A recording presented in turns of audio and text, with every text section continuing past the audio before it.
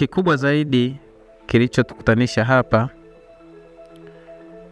ni ukumbusho tu kwamba siku zetu zote tunahudumia wateja, lakini lazima tuwe na siku ambayo inatukumbusha pale tulipofanya vizuri na pale pa kuboresha, lakini pale pa kusherehekea kwamba sisi kama timu ambayo bahati nzuri sisi ni shirika la huduma, basi tukumbushane kwamba huduma zetu kama zilivyo nzuri, basi tuzidi kuzifanya ziwe nzuri zaidi. Kwa hiyo nawashukuruni sana staff wenzangu, mmezidi kutoa huduma nzuri sana. Kwa kweli tangu nijiunge nanyi binafsi sijawahi kusikia malalamiko. Kwa hiyo tunaomba tujipongeze kwa kweli. Ila tunashukuru, huduma ni nzuri. Huduma ni nzuri, kufika hapa customer care iko vizuri. Jambo la kushukuru ni nini? Hiyo basi mimi nawapongeze tu, muendelee na juhudi hizo kuhudumia wananchi. Yale majukumu mliopewa basi myatekeleze inavyostahili.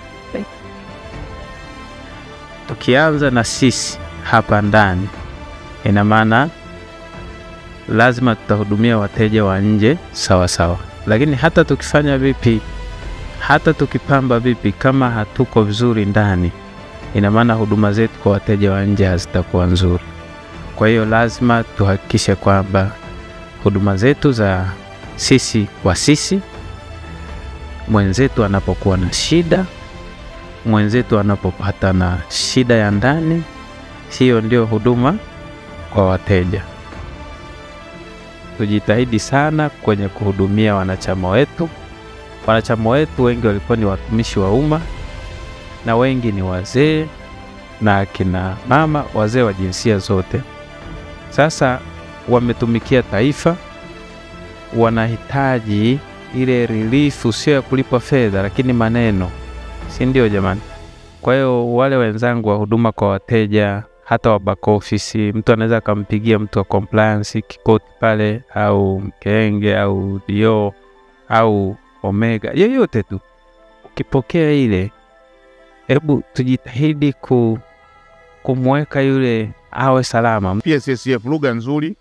Wakati mwingine mnatupigia simu kwa vocha zenu, ukiona kuna jambo fulani pia unapiga simu, halo wewe ulistaafu mwaka fulani kujibu watu wetu, kwa maana ya wanachama wetu, tuwape huduma zile ambazo ni stahili.